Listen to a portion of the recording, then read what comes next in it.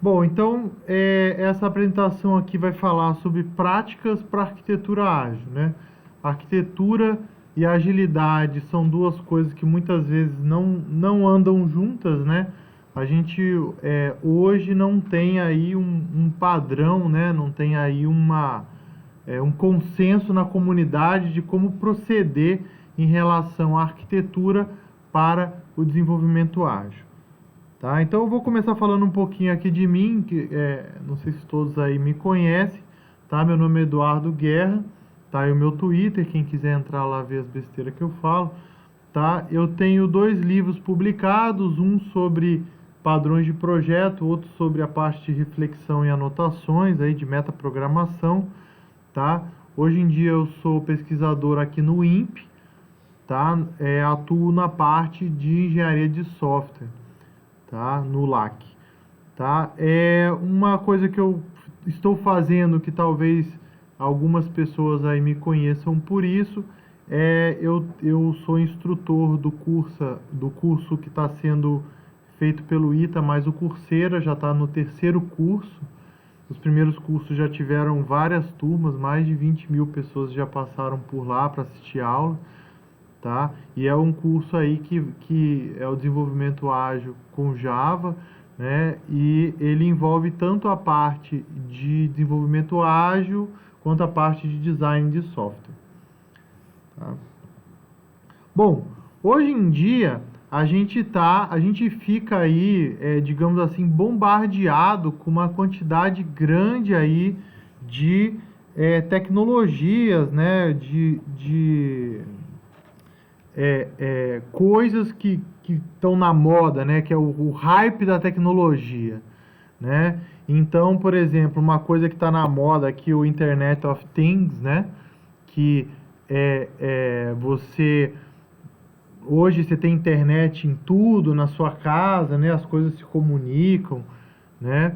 A gente tem aí a parte do machine learning, que também está saindo aí apenas de estudos, né, da parte acadêmica e está entrando forte no mercado para descobrir tendências, né, principalmente para fazer isso aqui, ó, os sistemas de recomendação, né.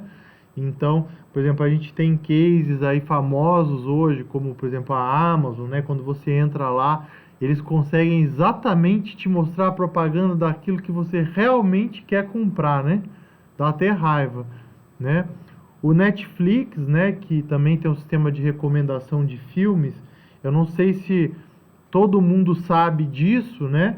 Mas inclusive se você entrar no Netflix com login de outra pessoa, pode ser que a quantidade de estrelinhas seja diferente, né? Não sei se vocês sabiam disso, né? Porque ele é a recomendação para o seu perfil. Não é todo mundo que vai ver aquelas estrelinhas lá iguais, né? Tá? E também a parte aqui de Big Data, né, Cloud, né, você ter aí muitos dados, né, isso aí sincronizando com a parte mobile, né. Então, assim, a gente tem hoje uma quantidade de tecnologias novas, né, que se você chegar em qualquer equipe de desenvolvimento hoje e perguntar qual equipe está preparado para lidar com isso, eu garanto para você que muito poucas, né? Tá? E apesar disso, grande parte dos projetos acabam muitas vezes envolvendo alguma dessas questões aqui, tá? Então, como lidar com isso, né? Tá? Se hoje a gente vive num mundo com tantos desafios em termos de arquitetura de software, né, que a gente precisa aprender, precisa se adaptar, como fazer isso, tá? O desenvolvimento ágil, ele atua ele tem esse seguinte dilema no que diz respeito à arquitetura, tá? Por um lado, eu quero começar o meu projeto o mais rápido possível para poder começar a entregar valor ao cliente, tá? E por outro lado, eu quero ter uma arquitetura que eu vou chamar aqui de sustentável, né? Que é aquela arquitetura que eu consiga evoluir ela junto com o projeto, tá? Então imagina o seguinte, né, se a gente pegar as abordagens mais tradicionais aí de projeto de arquitetura, imagina você estar começando um projeto lá que envolve cloud, né, que envolve ali dispositivos, né, conectados ao seu sistema, e aí ninguém nunca mexeu com isso. E aí você vai aprender tudo isso para poder projetar a arquitetura e só aí começar o projeto, né? Na hora que você começar, a sua empresa já está fora do mercado, né? Então a gente tem que ter esse balanço aí de tentar começar o projeto o mais rápido possível, mas também sem negligenciar a arquitetura, né? Se a gente também deixar a arquitetura completamente para lá, eu já vi isso acontecer algumas vezes, né? Ah, não, cliente, cliente, cliente, cliente, né? Muito aquele mantra, às vezes do ágil, né? Que tem que ser o mais importante para o cliente, né? E aí, obviamente, a parte técnica, não que não seja importante para o cliente, mas muitas vezes o cliente não sabe julgar se é importante ou não, acaba às vezes ficando cada vez para o segundo plano, e aí a arquitetura chega num nível ali de dívida técnica, de problemas que às vezes você não consegue mais evoluir o projeto em cima daquilo, tá? Então, eu enganei vocês, porque eu não vou falar de práticas, eu vou falar de padrões, certo? E padrões, quem não sabe, veja minhas aulas aí no canal sobre padrões, certo? Mas falando rapidamente, o padrão, ele é composto basicamente por um contexto, um problema e uma solução, tá? A ideia do padrão é ser uma solução que é recorrente em vários contextos, né? Então, essas práticas que eu vou mostrar para vocês, quer dizer, primeiro, quando eu digo que elas são padrões, quer dizer que não saiu da minha cabeça, quer dizer que não é uma coisa que eu inventei, quer dizer que é uma coisa que as pessoas estão usando e eu e os meus colaboradores, que é o Joe Yoder e a Rebecca Wilfes-Brock, que são grandes nomes aí da comunidade de engenharia de software e de padrões aí internacional, tá? Eles, junto comigo, a gente conseguiu identificar, abstrair essas práticas, esses padrões, certo? Então, nada disso daqui saiu da minha cabeça, né? Tipo, eu não inventei isso, eu simplesmente observei junto com eles e identificamos que essas eram práticas que funcionavam em diferentes contextos, tá?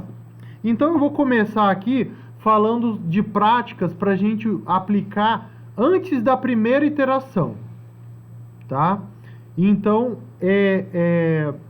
digamos assim, antes da gente começar a botar um monte de funcionalidade, o que é prioridade para o cliente e tal, a gente vai começar com essas práticas que vão ser elas que vão dar a base da nossa arquitetura, tá? Então, quando eu falei lá no começo que era para ser para começar rápido, mas ter uma arquitetura sustentável, é antes da iteração que a gente faz a preparação para ter essa arquitetura sustentável e tentando fazer isso aí o mais rápido possível, tá? Então, a primeira prática que eu vou falar aqui, e aí eu já ressalto aí os belos desenhos feitos por mim à mão, certo? Então não reparem aí, não sou desenhista tão bom aí, mas foi de boa vontade, tá? Então, esse primeiro padrão aqui é você subir no ombro do gigante, né? Aquela frase famosa, né, acho que Newton, né, que falou, olha, como que você chegou, né, onde você conseguiu chegar? Eu subi no ombro de gigantes, né, tá? Porque ele usou toda a base que ele tinha antes para poder, né, chegar onde ele chegou. Hoje em dia tem muita coisa pronta aí, né? A gente tem muito, às vezes dentro da sua própria empresa você tem um projeto com sucesso, né, que tem talvez uma base que seja muito parecida com o que você precisa. Você tem aí arquiteturas de referência como para .NET, para o Java EE, sei lá, Ruby on Rails, né? O próprio Android, né? A gente tem várias arquiteturas de referência aí, né? Que são arquiteturas aí de sucesso que a gente pode usar, né? Que são extremamente bem documentadas, tem livros, né? Tem fóruns, né? Então a gente nunca começa do zero, né? E aí a questão é que eu vejo muita gente que vai, por exemplo, vou projetar a arquitetura do sistema. E aí ele fala, não, vou usar Java EE. E aí ele começa a descrever como que vai ser o tratamento de transações, sendo que o Java EE faz isso de uma forma transparente para ele, tá? Então não vale a pena você ficar investindo, na descrição, no projeto de coisas que já tem pronto. Muitas vezes a pessoa sabe disso e acaba até só descrevendo aquilo que já existe, tá? Então, a ideia do desenho aí é mostrar que quando você sobe ali no ombro do gigante ali, né, você vai ver através daquelas coisas que aquela sua referência já te provê, né, de graça, né? Então, por exemplo, eu vou fazer um sistema, vou usar cloud, né? Vou botar na nuvem. Então, por exemplo, escalabilidade vai ser um requisito não funcional que a nuvem já traz esse benefício para mim. É fácil escalar a aplicação na nuvem. Então, eu não vou focar o projeto da minha aplicação em escalabilidade, porque a minha referência já me dá isso, tá? Então, a ideia de você subir no ombro do gigante é justamente você escolher uma referência e eliminar todos aqueles requisitos, eliminar, não os requisitos, mas a sua preocupação com todos aqueles requisitos não funcionais que aquela referência já dá para você, né? Já resolve para você, tá? Então, para começar a arquitetura, né, o projeto de arquitetura, a primeira coisa que eu faço é escolher uma referência. E aí fica claro que se a sua referência resolve todos os seus problemas, você não precisa fazer mais nada, certo? Então,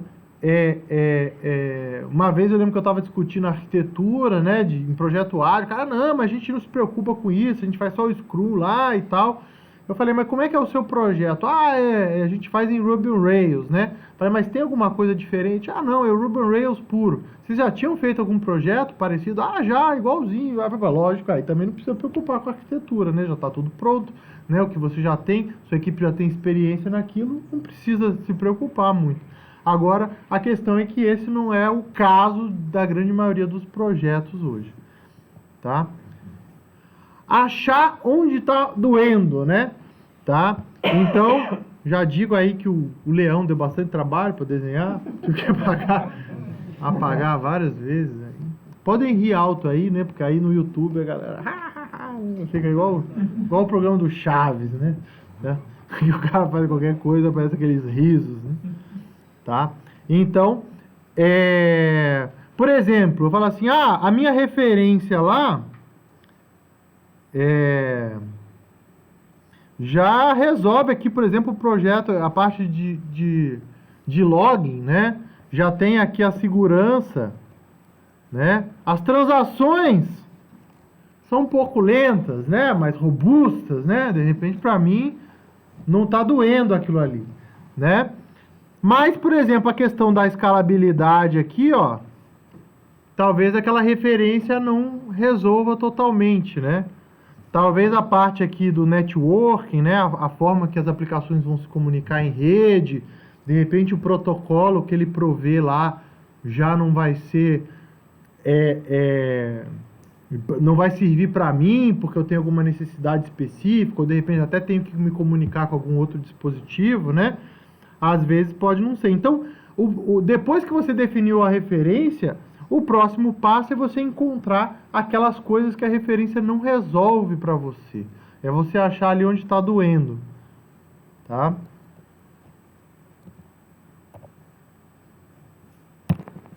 Então, depois que você começou a arquitetura e você escolheu ali a sua referência, tá? Para você focar naquelas questões que são relevantes, você vai identificar os pontos ali que estão doendo, né? Onde a sua referência não resolve o problema, tá? Bom, uma frase que eu escuto bastante, né, quando falava de arquitetura e ágil, né? Em que momento que eu devo implementar, sei lá, segurança ou outras features aí de arquitetura? Aí o pessoal falava, no momento mais responsável, né? Certo? É uma frase bacana, né? Se você souber que momento é esse, né? É aquela coisa, todo motorista sabe que tem que frear no momento mais responsável, né? Mas vê a quantidade de batida que tem por aí, né? Então, a questão é o seguinte, né? Não adianta, é muito bonito falar que tem que ser no momento mais responsável se você não sabe que momento é esse, né? Tá? Então, a questão é o seguinte, vamos planejar para saber esse momento mais responsável. Então, por exemplo, se você está dirigindo, como é que você planeja para o momento mais responsável de frear? Você dá uma distância segura do carro da frente, né? Aí acontecer alguma coisa, você vai ter tempo de saber qual que é o momento mais responsável ali, tá? Então, você tem ali a sua referência, né? E aí você sabe, por exemplo, que você vai ter aqui, ó, que lidar com a parte de autenticação no seu sistema. E aí você fica aqui, eu tenho a opção aqui de fazer um single sign-on ou de fazer aqui uma autenticação aqui, independente das outras aplicações, né? Aí eu sei que eu vou enfrentar um outro obstáculo aqui, ó, que é a escalabilidade, né? Eu tenho as opções aqui de botar, por exemplo, meu sistema na cloud ou usar um cluster de servidores, né? Eu posso, por exemplo, aqui na persistência, né? Eu posso usar um NoSQL, posso usar um banco relacional, né? Então, até para poder chegar aqui, né, na minha arquitetura aqui desejada, né? O que eu quero aqui, ó. Certo? E aí, a grande diferença, né, da abordagem ágil para a abordagem tradicional é que aqui eu não preciso definir como as coisas vão ser logo no começo do projeto, ou pelo menos não todas elas, tá? Então esse plano aí para os momentos responsáveis eu pegar aquelas coisas que eu sei que a minha referência não lida com aquelas e fazer um plano para cada uma delas. Então, por exemplo, eu falo assim, eu vou ter que em algum momento integrar lá, por exemplo, com um dispositivo que ninguém da minha equipe conhece, né? Sei lá, vou ter que interagir lá com um beacon e, sei lá, e pegar a informação do GPS e tal, e aí você fala assim, bom, ninguém nunca mexeu com isso, então o que eu vou fazer? Eu vou me planejar para no momento do projeto que eu for precisar daquilo, o pessoal já ter conhecimento, já ter ganho. Eles não precisam saber tudo no começo, eles não precisam ter tudo definido, tá? Mas a ideia é que eu tenho um plano, que eu também não saia, vamos lá, na hora que aparecer aí eu vou resolver. Não, eu tô ciente das coisas, de repente tem alguma coisa do tipo, controle de acesso. Eu sei que a minha equipe dá conta, apesar de eu não ter exatamente definido como vai ser. Então eu vou planejar normalmente, né?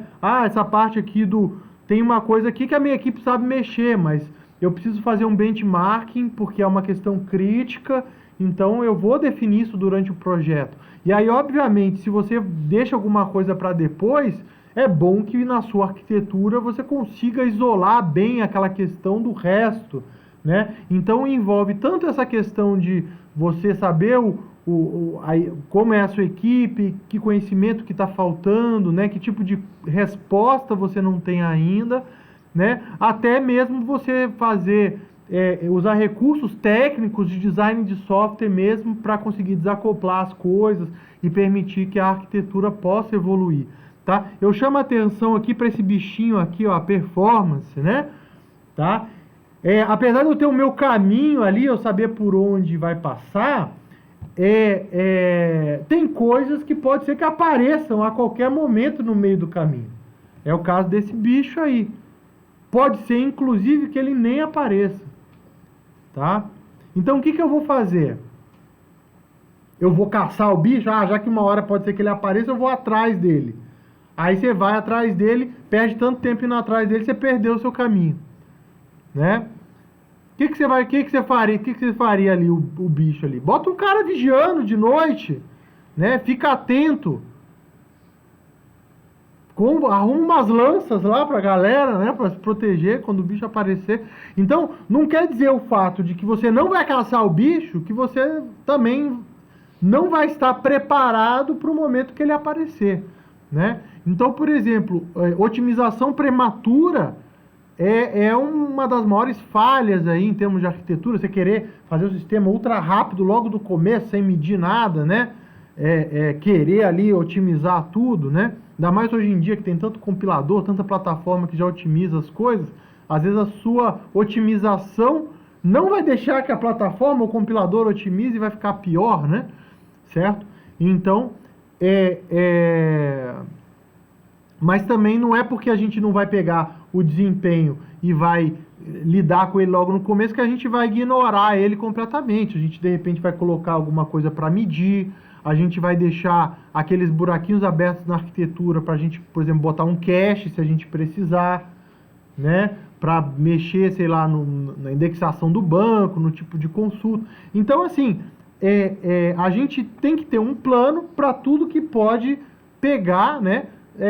Em questão de arquitetura, apesar de que a gente não precisa tomar todas as decisões no começo do projeto, mas a gente tem que, no nosso plano, saber qual que seria o momento mais responsável para tomar aquela decisão, tá? Mesmo que esse momento, por exemplo, dependa de alguma coisa, por exemplo, no momento que o desempenho do meu sistema tiver, sei lá, uma requisição estiver demorando X, ou a memória que ele está consumindo for maior que tanto, aí eu vou me preocupar com o desempenho. Então, esse é o momento responsável, no momento que está chegando perto ali do limite dos seus requisitos.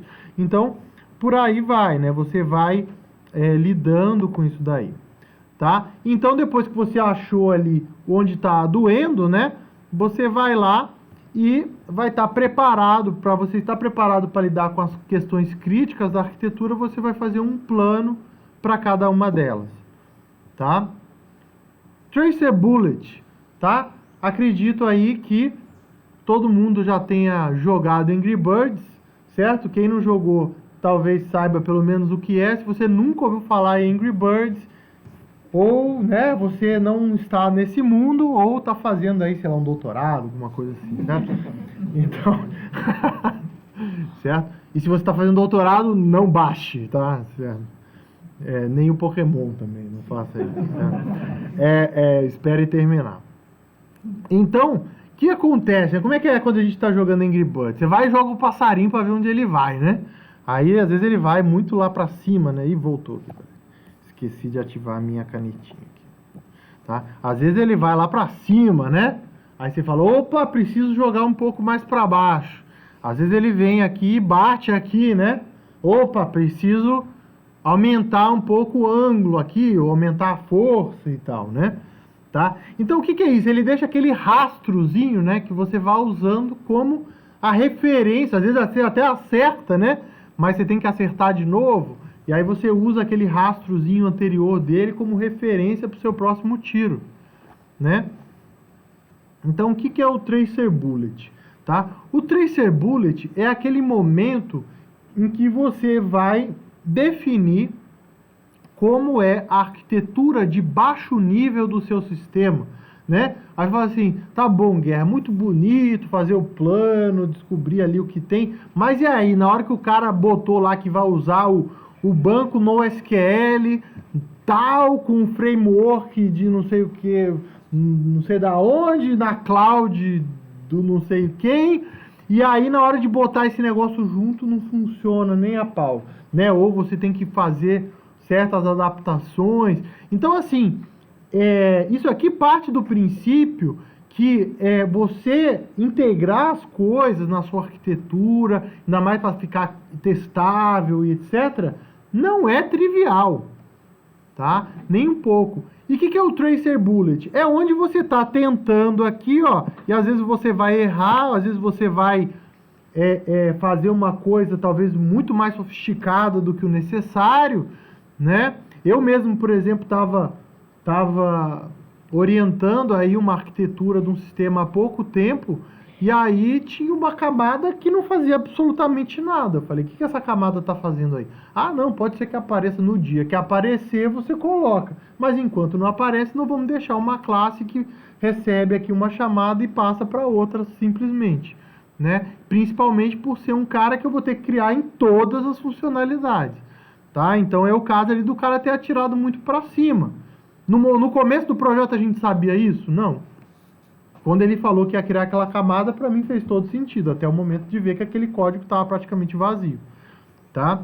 Agora, pode ser também que você faça coisas que não atendam, né? Ou você não consiga integrar direito, duas tecnologias não funcionaram bem juntas, né? Tá? Até que você consiga acertar aqui o seu alvo, né? Aí destrua aqui, né? o seu simple feature, né? Então o que você pega? Você escolhe ali uma funcionalidade do seu sistema, né?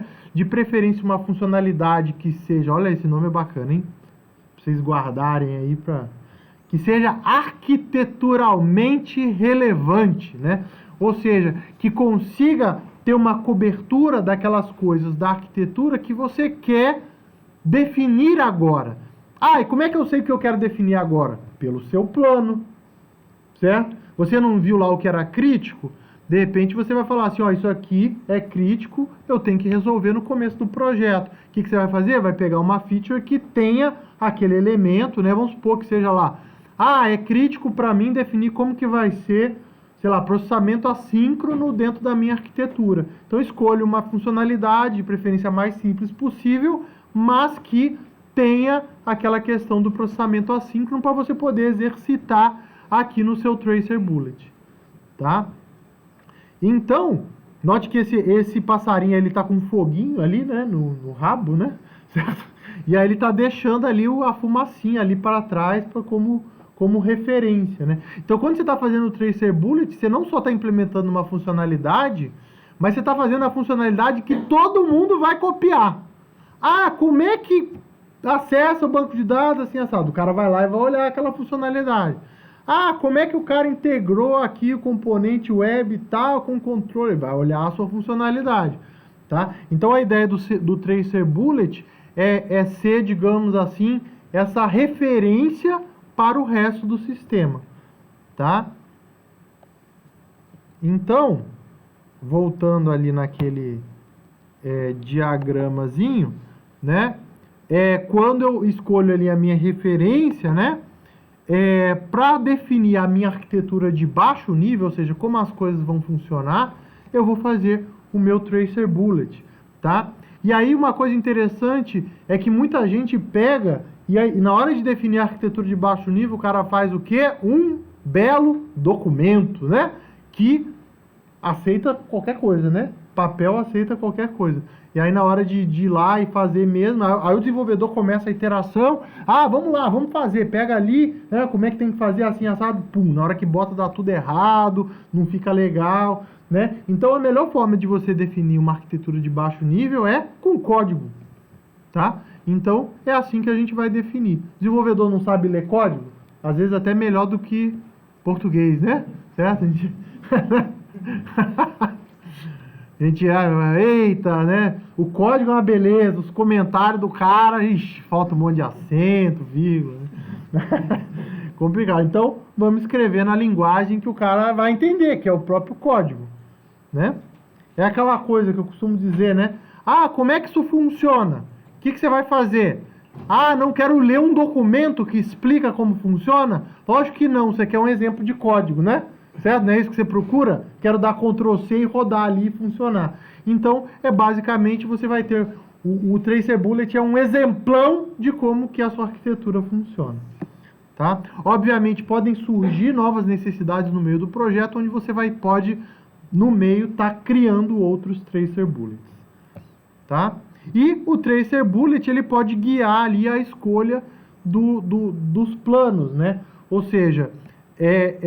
às vezes eu posso escolher como parte do meu plano, incluir, lidar com uma parte ali da funcionalidade, uma parte da arquitetura, já nos meus Tracer Bullets, tá? Então, tanto o Tracer Bullet, ele dá o feedback, né, se o plano está indo bem, quanto o plano também, ele pode direcionar quais vão ser os Tracer Bullets que você vai fazer. Bom, a gente não pode falar de ágil sem falar em teste, tá? Então, assim, eu vejo grande parte dos muitos times ágeis aí, né, que acabam não criando teste. Ele vira e fala assim, não, vamos fazer teste, né, começo do projeto, todo mundo ali comprometido, até o momento que o cara vai fazer o primeiro teste e descobre que ele não tem a menor ideia de como fazer o teste, aí ele faz um mais ou menos, aí vai um outro cara, encontra o mesmo problema e faz de outro jeito, e aí, aí o outro olha de dois jeitos diferentes, decide não fazer também, e não tem padronização nenhuma, né? É a mesma coisa que se você pegar e falar assim, é web aí, né? Faz do jeito que você achar melhor aí, cada um faz do seu jeito aí, né? É a mesma coisa que acontece muito frequentemente com o teste, tá? Às vezes você tem lá a arquitetura bonitinha, mas os desenvolvedores não sabem como testar aquela arquitetura. E às vezes até sabem, mas não tem uma padronização de como ele testa cada componente daquela arquitetura, tá? Então, a arquitetura de testes é a definição de como os componentes daquela arquitetura vão ser testados. Então, por exemplo, eu tenho um cara ali que acessa banco de dados. Como que eu testo esse cara? Eu vou usar o framework de teste X, eu vou fazer teste de unidade, eu vou testar isso só com teste de integração, eu vou começar sempre com o banco zerado, eu vou começar com uma carga inicial, eu vou zerar o banco a cada teste, a cada conjunto de testes. Então, tudo isso são definições importantes para você poder fazer o teste. Então você não deixa para o desenvolvedor lá na hora que está na iteração apertada definir isso daí. Da mesma forma que você cria no Tracer Bullet uma referência para a implementação, aqui na arquitetura de teste você também vai criar uma referência em como testar, quais testes você vai fazer. Você pode ter, por exemplo, falar assim, vou ter que fazer um teste de usabilidade, né? Ele vai ser ali um teste manual, né? É um teste manual, mas eu vou fazer ele com que frequência, tá? Então tudo isso tem que ser definido, tá? Não quer dizer, não, aqui eu só vou fazer o código aqui do teste automatizado. Não, pode ter teste manual, tá? Tem um sistema aqui, por exemplo, que precisou mexer com câmera, com pan tilt, né? Aquele negócio que direciona a câmera. Como é que eu vou fazer teste automatizado isso, né? Eu tenho que ver se a parada está mexendo. Essa é a pegada, né? Então, a ideia da arquitetura de teste é ser, digamos assim, do ponto de vista de testes, como se fosse o meu tracer bullet de teste, né? Então, para definir como que os testes vão ser criados naquela arquitetura, você usa ali a arquitetura de teste. E tanto a arquitetura de teste valida o Tracer Bullet, né? A ideia é que agora no começo você use o Tracer Bullet como meio que como se fosse um piloto dos seus testes, para ver se é factível fazer aqueles testes com aquelas ferramentas que você está propondo, né? E da mesma forma, a arquitetura de teste vai verificar se os seus Tracer Bullets, se a forma que você está fazendo é testável, tá? Então, de uma certa forma, isso vai acabar verificando a testabilidade da sua arquitetura, tá? Bom, eu falei, então isso aqui, ó, é o que você vai fazer durante no começo, né? Antes de começar a primeira iteração, tá? Agora, como eu falei, você não precisa definir tudo no começo, tá? E a ideia disso daqui é você ter uma base para você começar e evoluir a arquitetura durante o projeto. Então, agora eu vou falar dos padrões para você trabalhar com a arquitetura durante o projeto, tá? Então, a primeira coisa a arquitetura tem que estar no backlog, tá? Ela tem que ser planejada. As atividades referentes à arquitetura precisam ser planejadas, tá? Eu já vi várias equipes, né, que, não, planeja ali as funcionalidades, mas aí às vezes esquece, né, que para fazer aquilo precisa ter, sei lá, uma infraestrutura que não está configurada, né, precisa usar uma tecnologia que ninguém conhece, né? Ou seja, você precisa de uma definição de arquitetura e aí às vezes isso acaba atrasando o projeto, tá?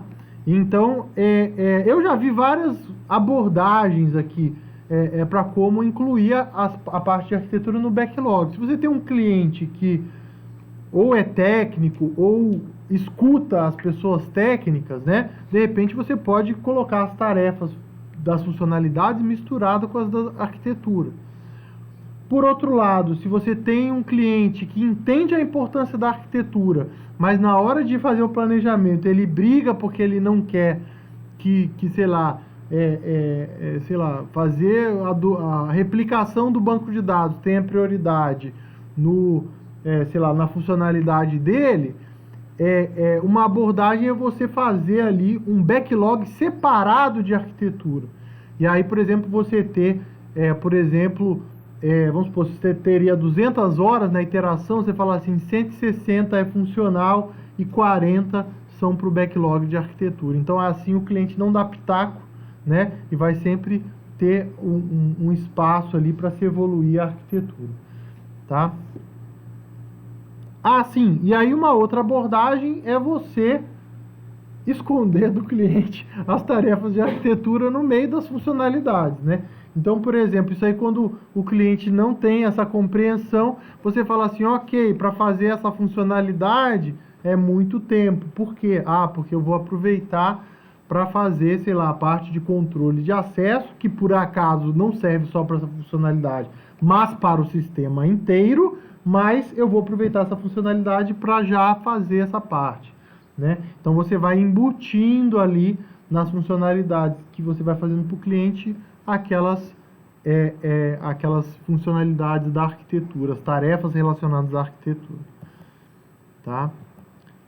Então, né, para você poder planejar, para você poder executar aquele plano que você fez, né, você tem que colocar a arquitetura aí no backlog, tá? Trigger arquitetural, tá? Essa parada aqui parece aquele negócio lá meio do, sei lá, do Tom e Jerry, né? Rá-Tim-Bum aí, né? Do Coyote, né? Não, mas do Coyote nunca dava certo, pô, o cara querendo dar um... Então aqui, ó, né? Na hora que a água for subindo aqui, né? Em volta aqui, né? Ele vai subir essa boia, né? Aí a boia vai levantar isso daqui e aí a água escoa e aí abaixa de novo, né? Então, a ideia do trigger é o seguinte, tem alguns tipos de funcionalidade que você não tem certeza se você vai precisar fazer ou não, tá? O desempenho é um bom exemplo disso, né? Você fala assim, será que esse meu banco de dados vai aguentar X usuários? Será que vai aguentar tantos usuários simultâneos? Não sabe, né? Aí você, hoje em dia, com esse negócio de cloud, etc., né? Às vezes aguenta muito mais do que a gente imagina, né? Tá? Ou não, né? Certo? Ou muito menos do que a gente imagina. Então, o que a gente faz? A gente cria um trigger ali. É igual eu falei lá no plano, né? Você não vai sair para caçar o bicho, mas você também não vai ficar indefeso, você vai ficar ali preparado. Então, o trigger você vai botar ali, por exemplo, um cara monitorando ali o desempenho, né? E aí, no momento em que, chegou ali num ponto, obviamente você não vai, sei lá, imagina que tem aqui em cima lá aqui, sei lá, um aqui assim, sei lá, já era, né?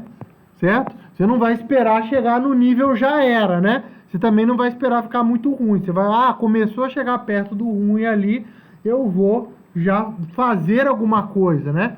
É aquela coisa, você vai, na hora que o bicho estiver vindo lá longe, você já vai avisar o pessoal para se preparar. Você não vai esperar, pode até ser que o bicho mude de caminho, né? Ele tá vindo para cá, né? Aí ele vai e vira, né? Opa, alarme falso, né? Tá? A mesma coisa,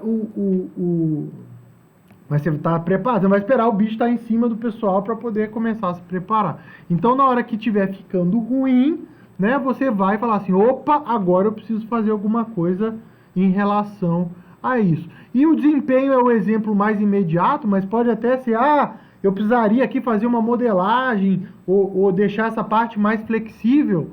Será que precisa logo no começo do projeto? Né? Será que eu não posso deixar um trigger ali, no momento que esse método chegar a uma complexidade assim, ou uma quantidade de linhas de código assado, aí eu vou lá e vou incluir, né, no meu backlog para fazer aquela flexibilização e tal. Então eu não preciso definir isso tudo logo no começo, tá? A ideia do trigger é justamente possibilitar esse tipo de você saber quando aquilo é necessário. Tá? Então aqui, como parte do plano, o plano ele pode incluir algum trigger para questões que você não tem certeza se serão necessárias. Por outro lado, às vezes a gente tem também questões que ninguém tem a menor ideia de como vão ser ou como funcionam dentro do projeto. Não quer dizer que você não possa começar o projeto antes de saber aquilo. tá? Então, nesses casos, a gente planeja um Architectural Spike, tá? O Spike é o quê? É um período de tempo que você tem para estudar ou para dar uma determinada resposta para a equipe, né? Ah, vamos precisar usar aqui um banco de dados no SQL que ninguém sabe mexer. Ah, ok, dá ali 10 horas para o cara estudar, para descobrir, por exemplo, se aquele banco é bom para, sei lá, armazenar, sei lá, XML criptografado, sei lá. Aí o cara vai ver como fazer aquilo ali, né? E aí, no final dessas 10 horas, o que se espera dele é que ele tenha essa resposta. Ele pode não ter a resposta em 10 horas? Pode. Tá? Pode ser que ele não chegue lá e não consiga, não conseguiu responder, não conseguiu instalar o negócio, deu um monte de pau, né? Acontece. A grande questão do Spike é o seguinte, ele tem um período de tempo fixo, tá? Se você planejou 10 horas, você não vai passar de 10 horas naquela iteração. Deu 10 horas, o que eu aprendi? Ah, aprendi que esse negócio não dá certo, tá? Então, aprendi, você riscou uma alternativa, né? E aí, na próxima iteração, se for o caso, você planeja mais um spike. Mas a ideia disso daqui, às vezes eu vejo o cara falar, ah, não, vai estudando isso aí. Aí o cara vai estudar infinito, óbvio, né? O desenvolvedor gosta de aprender coisa nova, né? Ah, aprende aí esse banco no SQL. Pô, o cara pode, né, fazer um Hello World ou pode, destrinchar o negócio, né? Então, o Spike, ele tem que ter um objetivo bem claro e tem que ter a definição de quantas horas o cara tem para fazer aquilo. E aí ele vai tentar otimizar aquele tempo para dar aquela resposta. Focar naquele objetivo, tá? Então, o Spike, ele é uma forma que você tem de pesquisar no meio do projeto. Aí fala assim, peraí, mas se o cara não conseguir uma vez, e se ele não conseguir nunca, né? Ele fala assim, dá um Spike pro cara estudar, não conseguiu, né? Aí de novo, não conseguiu. Mais uma vez, não consegue, né, Moisés? Não consegue, né? Certo? Aí você tem que fazer alguma coisa, né? A questão você tem tempo para fazer alguma coisa, tá? O que você pode fazer? Para a interação, para todo mundo foca naquele problema durante uma interação, ou paga um consultor externo para vir ajudar a fazer aquele negócio, tá? O problema é você deixar o cara infinito estudando, o seu projeto não andar e não se ter uma coisa objetiva. Então, o Spike, ele é um mecanismo que você vai ter no seu projeto para fazer essas pesquisas de uma forma mais organizada dentro das suas iterações, certo? Então, os planos também podem incluir spikes, né? Então, às vezes você tem um requisito não funcional que não é necessário agora, né? Mas que ninguém sabe, você pode ir planejando spikes para você ir ganhando conhecimento sobre aquilo, tá? Uma coisa interessante é que você não deve fazer um spike, por exemplo, que você vai precisar agora, né? Do tipo, você bota na mesma interação um spike, uma funcionalidade que depende do resultado daquele spike. Não é interessante. Por quê? Porque é um grande candidato a atrasar, a dar errado. Então, você procurar, né? Ter aquela questão do momento responsável. Então se essa feature, eu vou precisar estar sabendo isso em tal momento, então eu já vou tentar antecipar os spikes para quando chegar lá eu ter um pouco mais de conhecimento para poder tomar essa decisão de forma melhor. E tanto os spikes quanto os triggers, né, eles podem estar alimentando ali o backlog com tarefas. Ok? Gerência da dívida técnica, tá? Tem um estudo aí que está saindo de uma tese de doutorado lá da USP que mostra que o simples fato de você controlar quais são as suas dívidas técnicas, só de você saber quais são, a equipe já tem uma tendência muito maior, né, a lidar com aquilo, a em algum momento tratar aquela dívida técnica. É aquele famoso, eu sei que aqui eu não deveria estar acessando direto a classe tal, mas vamos fazer funcionar e depois a gente arruma, né? É aquela famoso remendo que vira, o temporário que vira permanente, né? Tá? Ah, não, tá crescendo aqui o código dessa classe, mas depois a gente arruma, né? Certo? E essa query aqui tá demorando um pouquinho, né? Ah, depois a gente... E aí essas coisas vão passando, vão se acumulando e chega um ponto que aquilo ali tá muito mais complicado de arrumar, né? Então, qual que é a ideia? A dívida técnica, né? Para quem não é familiar com o termo, não é só um problema do código, né? É um problema que aumenta com o tempo, né? A premissa da dívida técnica é para você arrumar amanhã, você vai gastar mais do que você gastaria hoje, tá? Então, o simples fato de você saber quais são as suas dívidas técnicas e controlar, e quando eu digo controlar toda a dívida técnica que você identificar, você tem que tentar estimar qual que é o custo, né, em horas de desenvolvimento ou, né, para você retirar, né, essa dívida, tá? E qual que é os juros que você paga em cima dela, ou seja, qual que é o custo que você tem em cima daquilo. Por exemplo, se você, o build do projeto está manual, né? Qual que é o custo? O custo é que eu tenho um desenvolvedor que tem que parar duas horas toda semana para poder pegar, configurar direitinho e fazer o deploy, né? Eu gastaria aí, sei lá, 10 horas para poder configurar o sistema ali de integração contínua. Num prazinho aí de algumas semanas já teria pago, né, esse meu investimento, né? Então, às vezes também dá pra gente fazer, assim, não, eu não vou gastar 10 horas, mas eu vou gastar, de repente, 2, mas aí eu vou reduzir o tempo que o cara vai perder por semana de 2 horas para meia hora. Então, não precisa ser 8 ou 80, né? Você pode ir gerenciando ali, vamos dar uma mitigada, vamos tentar diminuir um pouco o impacto aqui, né? Vamos isolar esse código que está ruim do resto, né? Para o impacto dele ser menor. Ele ainda está ali, né? Você ainda está devendo, mas está ali com juros mais baixos, tá? Você renegociou a dívida aí, né? No Brasil, isso hoje em dia está na moda falar, né? Tá? Então você pode renegociar a sua dívida ali com o código, né? Tentar usar lógico que até para renegociar a dívida você vai perder um tempo também, tá? Então, né, para você saber o que está errado com a arquitetura, você vai fazer o gerenciamento da dívida técnica. Tudo que puder ser problema, né, você deixa registrado, tá? Não é vergonha nenhuma. Eu não conheço nenhum projeto, não, esse daqui é livre de qualquer dívida técnica, tá? Talvez o JUnit, que é do Kentback do Gama, sei lá. Mas dificilmente você vai encontrar um projeto que é perfeito, né? A questão é o que eu falo, por exemplo, dívida é sempre ruim?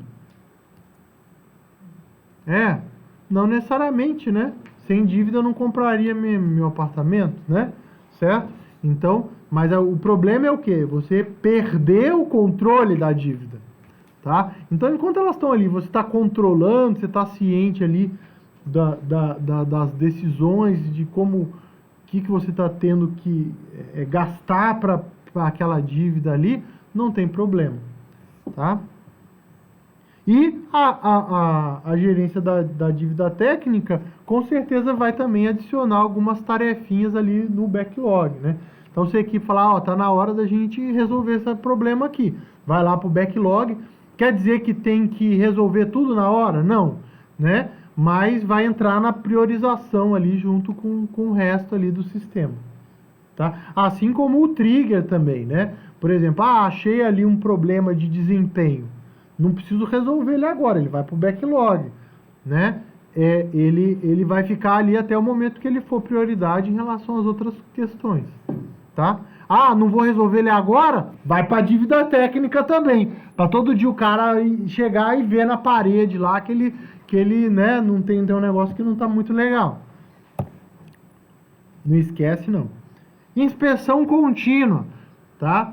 Hoje em dia a gente tem várias ferramentas aí que permite que a gente monitore o que está acontecendo, tá? Isso aí pode, desde a parte de sei lá, o meu código tá bom, até como que tá o desempenho em tempo de execução e até de repente algumas regras de negócio, quantos clientes estão fechando a compra, quanto tempo o cara demora para, sei lá, conseguir fazer tais para se cadastrar no meu sistema, por exemplo, tá? Então, a ideia da inspeção contínua é você fazendo uma análise ali do código, né, dos artefatos, do código rodando, você conseguir dar um feedback para os desenvolvedores, né?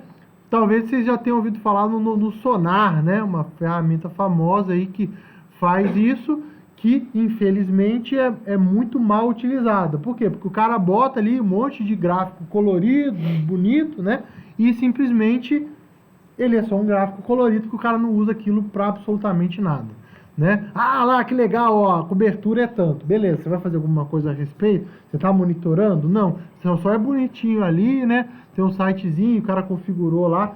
Então, se você não tem essa parte aqui, ó, se você não tem esse feedback, se você não usa isso aqui para alguma coisa, é inútil, tá? Então, por exemplo, eu já sou a favor de você ir implantando isso aqui aos pouquinhos, né? Vamos colocar uma coisinha pequena, mas que tem um objetivo, que toda a equipe entende o porquê aquilo está ali, certo? Então, voltando aqui ao nosso gráfico, né? Então, para a gente detectar problemas no código e na arquitetura, né, que muitas vezes a gente não descobre natural só olhando, né? Às vezes ele passa desapercebido, a gente usa ali a inspeção contínua, né? E aí a gerência da dívida técnica pode usar a inspeção contínua para detectar novas dívidas técnicas, tá? E incluindo aquilo ali naquela lista de problemas, tá? E o trigger, ele pode também fazer parte da inspeção contínua. Quando eu estou ali, estou continuamente ali inspecionando ali aquela característica para ver se aquilo ali vai ou não disparar um trigger, certo? Bom, então a ideia é que com essas práticas aqui eu consiga ter uma arquitetura sustentável, certo? E consiga começar rapidamente aí o meu projeto. Obviamente que esse rapidamente vai depender muito do meu do que eu tenho, né, para definir no começo do projeto, tá? Um projeto que, sei lá, vai usar, não tem necessidades especiais, vai usar aquilo que todo mundo já sabe, basicamente você vai escolher sua referência e vai fazer ali o tracer bullet do jeito que você já sabe fazer, né? Então, rapidamente você vai pular isso aí.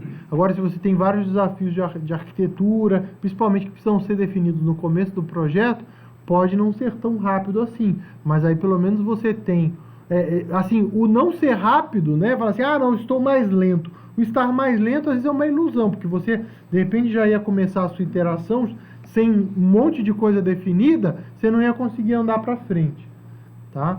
Então, a ideia é que a gente comece o projeto mais rápido possível, né? Vou até botar aqui, ó.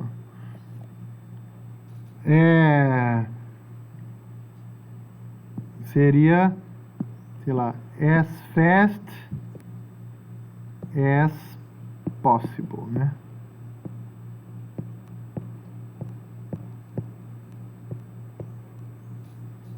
Ficou ruim pra caramba, mas tá bom. Vale para chamar a atenção. Certo? Bom, esses artigos aqui são os artigos onde esses padrões estão documentados, tá? 2 aí do Asian Plop, 1 do Plop, certo? E é isso daí, muito obrigado aí. Espero que esses padrões aí abram a mente de vocês, né?